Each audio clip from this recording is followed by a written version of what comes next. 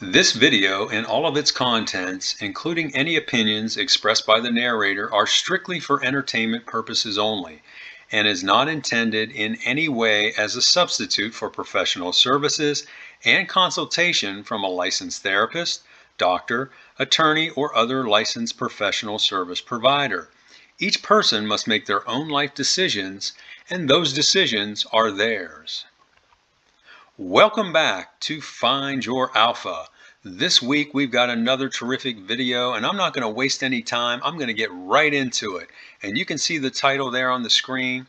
My boyfriend, 25-year-old male, ghosted me, 23-year-old female, after I slept with an aging bodybuilder, age 62. Yes, that's right, 62. So let's get into the story. But before we do, I want to point out right up front that this story clearly illustrates how many women act on emotion without thinking, then often regret their actions later. And I think this is a key difference between men and women. Men oftentimes will think about things before they do them. And many women, and I'm going to go out on a limb here and say most women act on emotion. So instead of thinking through things up front, they often will act on their emotions and then regret it later. And this comes to play in this story in terms of the affair that this woman has, and you'll see that as we go through the story. So let's get into it. You can see the posting date here was September 13th of 2022, and she starts out by saying, "I made a terrible mistake and I'm afraid I will be paying for it the rest of my life. Call me Cindy, 23-year-old female, and my boyfriend Cameron, 25 male. Cameron and I grew up in a small town in Oklahoma. Since he was a couple years older than me, we knew of each other, but didn't know each other on a personal level. We got to know each other better just over 3 years ago at the grocery store where I worked as a cashier. When Cameron came home from college on weekends or breaks, he often would stop in our store and pick up prepared foods and a kombucha tea for lunch. I worked the express line, and he'd often check out at my register if he was there when I was working.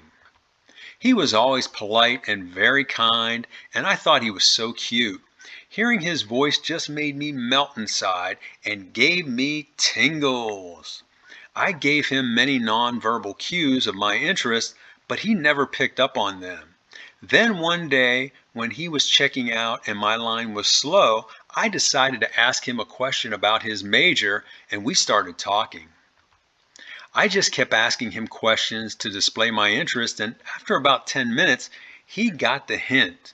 Soon, a couple of shoppers with baskets started making a beeline for my register, and Cameron said, "It looks like you're getting busy. Here, let me give you my number," which he then wrote down on the receipt I gave him. He left and said to call him whenever I was free. This was a Saturday, and I got off work at 3 p.m. As soon as I got out of work and reached my car, I called him and we talked for 2 hours.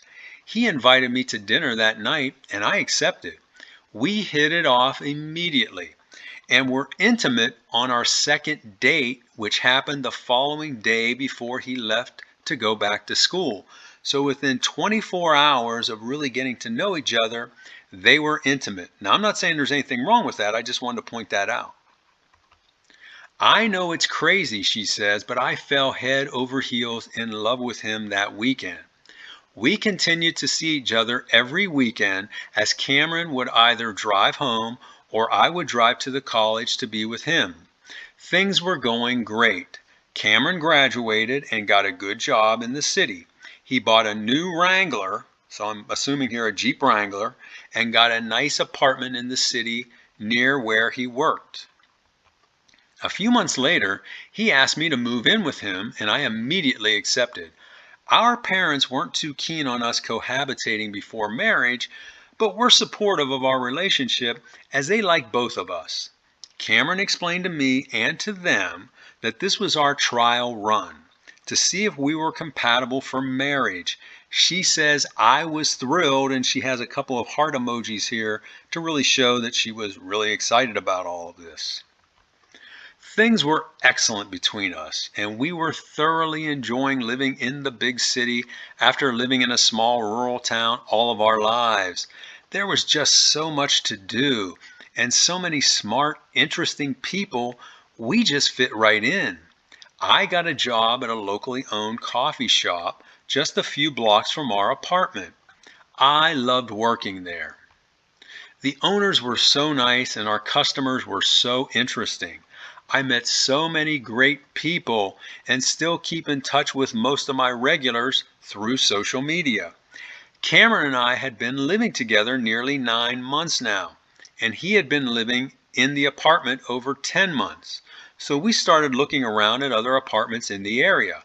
We loved our place, but were curious to see what else was available.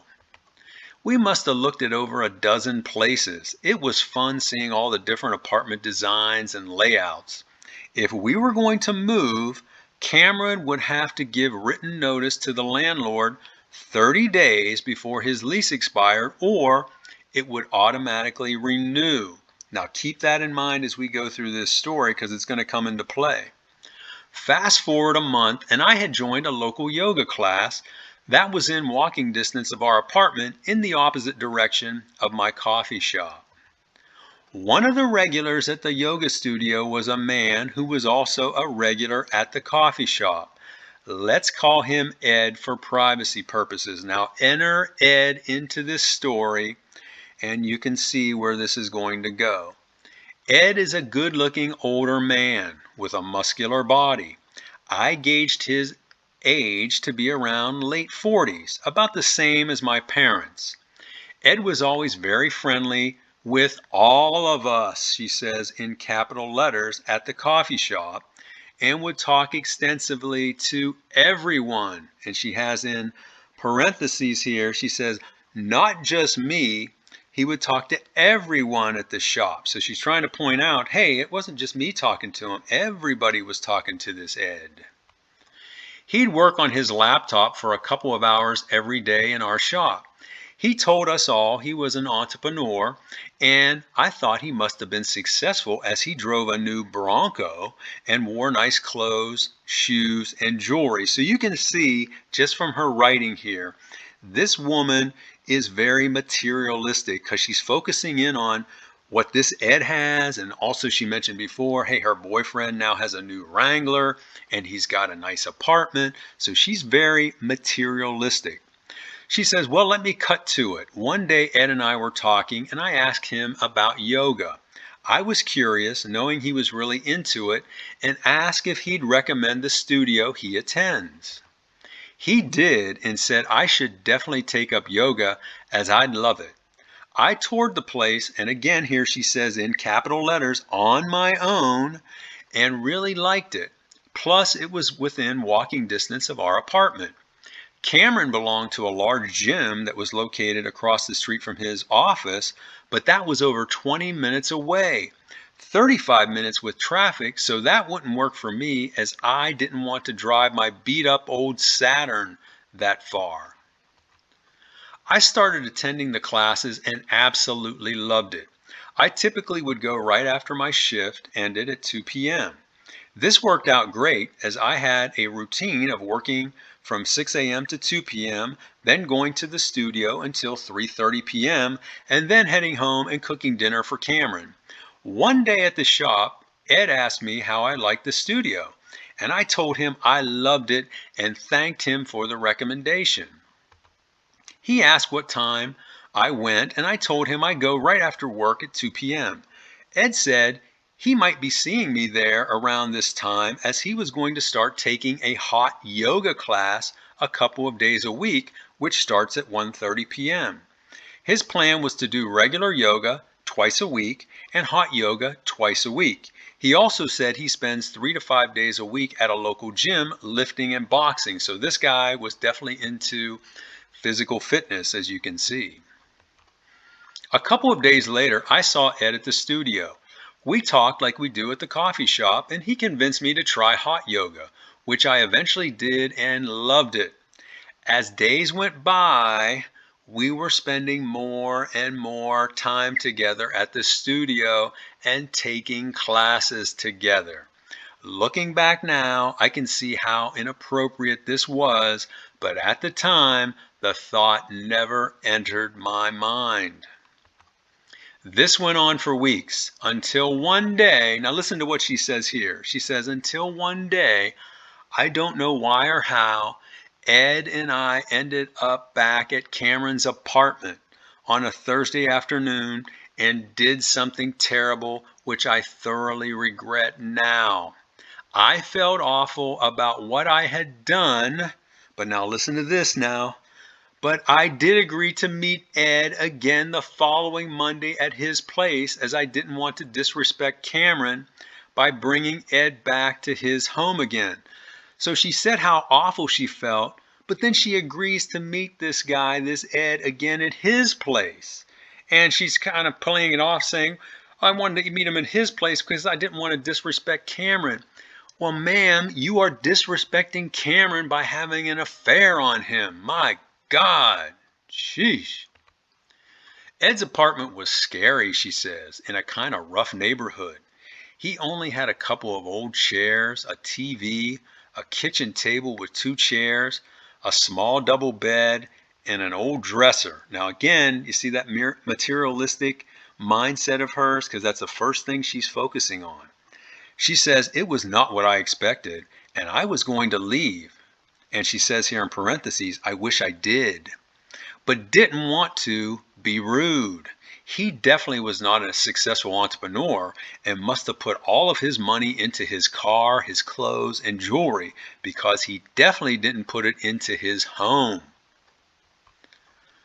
After that get together, I told Ed we'd have to end our relationship because I love my boyfriend and don't want to lose him. Ed looked at me cynically and laughed, saying, there's no way you love your boyfriend and just did what you did. I told him I do love him more than anything. He said, well, you may love him, but you desire me way more than him. Reality hit me hard, and I said, no, I don't. That's not true. I gathered my things and got out of there.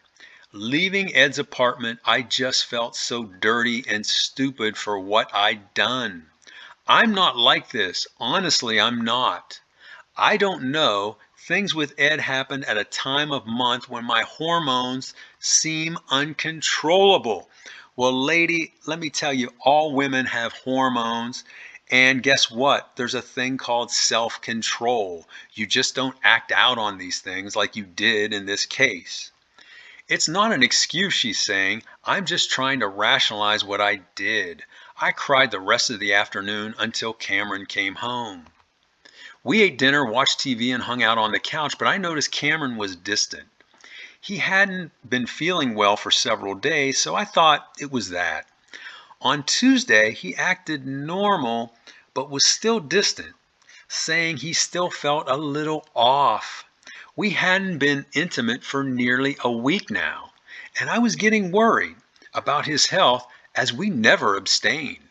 Looking back, I think he knew about Ed and I and was keeping his distance. Well, if he did know about you back then, and I believe he did, he's a smart man.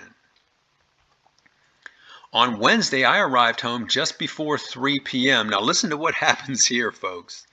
And went for my apartment key, but it wasn't on my ring. I started to panic, thinking it must have fallen off. The key ring wasn't broken, and all my other keys were on there, just not the apartment key. I then thought the key must have broken off, but how? Then I thought, did someone take it off my ring to rob our apartment? Looking back now, I know Cameron removed it, so this Cameron must have removed it off of her key ring in the morning before she left that day. I tried calling Cameron several times and texted him, but didn't get a response. This was unusual, as he normally would send me a quick text back saying he was busy. I thought, well, let me go to the office and have them let me in, as they have keys to all the apartments in our building.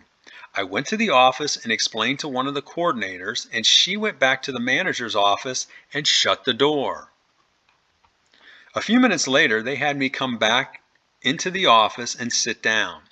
The manager explained to me that Cameron had moved out that morning and gave a cancellation letter to terminate the lease at the end of the 1-year term. Hearing this, I just said, "What?" and burst out crying. The manager said Cameron left several bags of things for you here, which they had locked in the adjacent office.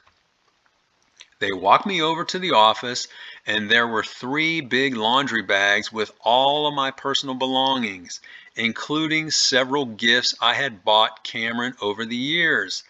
I now realized that he knew about Ed and I just fell apart right in front of these ladies. They helped me carry the bags out and load them in my car. They also asked me to sit down for a few minutes as they didn't want me driving in my condition. The manager asked if there was someone they could call for me. I told them no, I'll be all right. I said I was going to sit in my car and gather my composure before leaving. I asked if Cameron left a forwarding address. They said he did, but they couldn't give it to me for privacy reasons. They gave me a couple of bottles of water, granola bars, and a box of tissues. They were both so kind to me and helped me from doing something stupid. I sat in my car for over an hour crying, wondering what I was going to do. I called and texted Cameron countless times on both his cell and at his office, but he never responded. In one of the messages, I asked if I could stay in the empty apartment through the end of the lease since he paid for it, thinking he would respond to this question, but he didn't. I knew he was pissed. He didn't block me though, which gave me a little hope. I was going to go to his office and see if I could catch him when he was leaving, but decided against doing so as I didn't want to cause a scene at his job. If I did anything to jeopardize his job or professional reputation, he would never forgive me, as he was well respected in the company and has a bright career ahead of him. Instead, I just decided to drive aimlessly around town for an hour, thinking about what I was going to do. I decided to check into a new Homestyle Suites hotel that opened near our apartment. They had a grand opening special of $79 per night, $3.99 per week. I had to get a place to lay down and think. The place was very nice, but I knew I couldn't stay there for more than a couple of weeks max, as I couldn't afford it. After settling in, I cried for the rest of the night and kept wondering how Cameron found out. The only thing I could come up with was, 1, Ed told him, or told someone who told him, or he must have had cameras in the apartment. I hope it was number 1, as I dread the thought of Cameron seeing me with another man. I felt like trash and a terrible person. How could I hurt the person I love most and who treated me so well? Now, we're at a point in this story where I want to encourage you, if you're enjoying what you're hearing, hit that like button, because what that will do is move this video up on the YouTube algorithm and get it seen by people all over the world. So let's get right back to the story. She says, the following day I got a call from my mother. She was very angry, angrier than I had heard her be before. She asked me, "What the hell did you do?" I told her I don't know what she was talking about. And she told me that she just got off the phone with Cameron's mother, and she said Cameron told her we broke up because I slept with an old man. Is this true? My mother asked. I just came out and said it was, and that I was sorry. My mom then proceeded to yell, scream, and cry at me for over 45 minutes, then hung up on me. After she hung up, my dad called and said he was so disappointed in me. Hearing this broke my heart. I asked if I could move back home. He said yes, but only if I agreed to see a psychiatrist. I think he meant a therapist, which I agreed to. I told him I was sorry and asked if he loved me. He said he does, but is beyond disappointed. I gave my notice at the coffee shop and moved back home 11 days later. During this time, I continued contacting Cameron, but he never responded. Doing research online, I read where it's best just to give a betrayed partner space, which I did, but it was destroying me inside. When I got back home, everyone in town knew about our breakup and the reason for it. This is just a nightmare, she says with a crying face. I want to ask here if there is any way to get Cameron back. I don't know how he found out or what he saw, but knowing him, I don't think he'll ever speak to me again. I love him more than anything and know I must do everything to try to win him back. Regardless of what happens, I'm going to regret what I did for the rest of my life. Thank you, and please be kind with your comments, she says. Okay, now I'm going to read some of the responses she got to her post. And let me just tell you, the overwhelming sentiment in the responses was negative towards her. However, there were some women and even a few men that were very supportive of her and encouraging of her. So let's read a few of them. First of all, the first one here is from a male. He says, "You are a disgusting piece of garbage. If your boyfriend takes you back, he is the biggest simp in the world and deserves to be cucked forever." The second response here is from a female. She says, "Hang in there.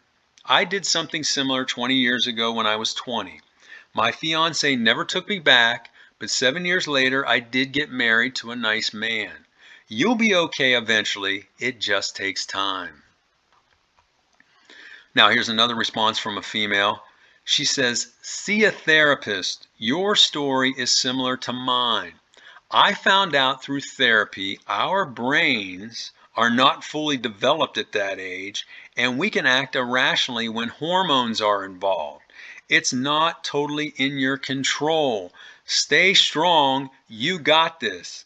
So this woman is saying, hey, what you did really wasn't in your control because your brain wasn't developed fully and your hormones are raging at that age. So you just got to forgive yourself and go on, totally not taking any responsibility for what she did.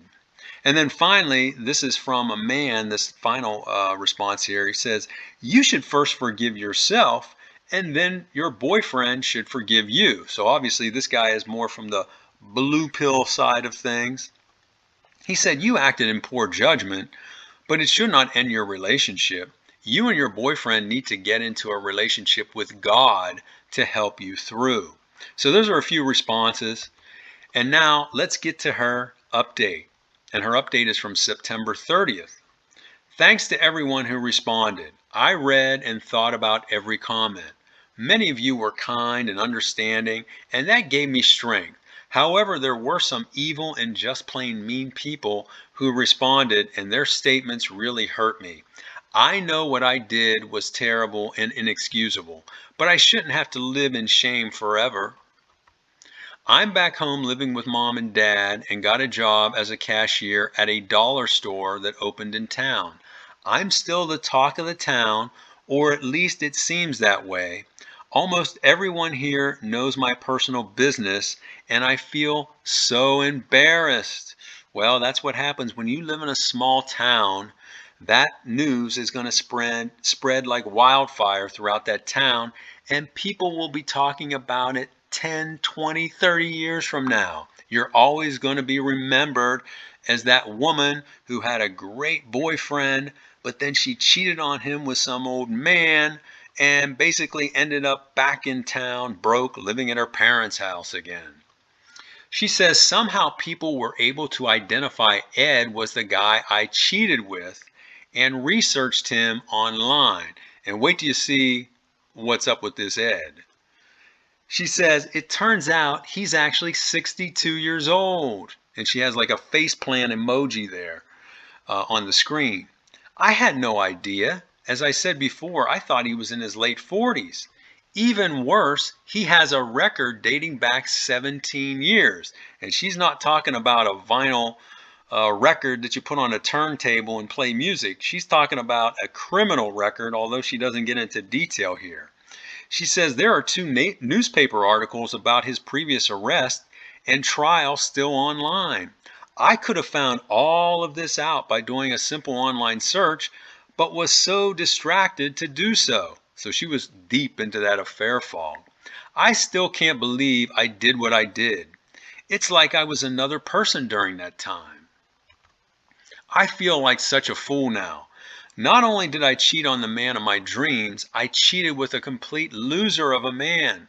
Hopefully the gossip will fizzle out in a few months, as I don't think I can continue living in this town much longer, as it's crushing me mentally. Some days I feel like locking the door on my room and not coming out. And she's got crying face emojis here all over this page. My parents are mortified about what I did. They have told me with complete certainty that if I pull something like this again, they will disown me and have no regrets. They said I have thoroughly embarrassed the family, and they are ashamed of me. All of this made me feel even worse about myself, if that's even possible at this point. I've been really depressed. Through it all, Cameron has never contacted me. We've not spoken a word since the night before he locked me out of the apartment. I just wish he'd at least call me and yell at me or show some kind of emotion. All I want to do at this point is apologize to him in person. It would give me some level of closure. And that's really key here. Whenever you have a situation like this, when someone cheats on you, the best thing to do is immediately cut ties with them and cut them off and have no further contact. Number one, that's what you need to do for your own benefit. And number two, it will drive them crazy. As you can see here, she's just begging even for this guy to call her up and just yell at her, because what that would do is it would indicate to her that this man still cares about her and that he's hurt over the situation. But by him totally cutting her off, it is driving her insane. She continues on here and says, I've been in therapy for a couple weeks now, and it is helping. My therapist is thoughtful, but she is very blunt. On her advice, I have stopped reaching out to Cameron and have started focusing on myself. She explained that I've already apologized via text and voicemail. She said Cameron knows, but obviously does not want anything to do with you at this point. And she's got another crying face emoji here. She says, for the last week, I've been just focusing on work, eating well, getting rest, and going for long walks. I do feel better, but I still miss my partner. I'm taking things one day at a time and hoping Cameron and I will reconcile, but I'm living as if we will not. I have no plans to date anyone anytime soon, although I've had 4 customers at the store ask me out. I have no interest, as Cameron still controls my heart and mind. I don't plan on updating again unless we get back together. And she has another emoji here. She's really crazy with these emojis with the fingers crossed. She says, best wishes and my thanks to you all. So that's the story. And I think this guy handled this like a boss. I mean, the fact that he did a complete rug pull on her with that apartment and basically left her out on the street. Now, I'm not saying, that's necessarily a good thing to do. But in this case, he knew that she had the wherewithal to get shelter somewhere. So by him doing that rug pull on the apartment, man, that just hit her out of left field. And again, I think that's the appropriate thing to do. If someone cheats on you, immediately cut them off and cut all contact with them. That's the best thing you can do. Now, let me know what you think about this. Do you think he handled this well? Would you have handled it a different way? Have you been in a situation like this where you thought your girlfriend or your wife was just terrific, things were going well, and then out of the blue, she acts on emotions and totally upsets your world by having an affair? Tell us about it. Also, like this video if you enjoyed it. Hit that like button. Like I said, it moves it up on the YouTube algorithm. Share this video with your friends, and please subscribe to this great channel, and I will talk to you on the next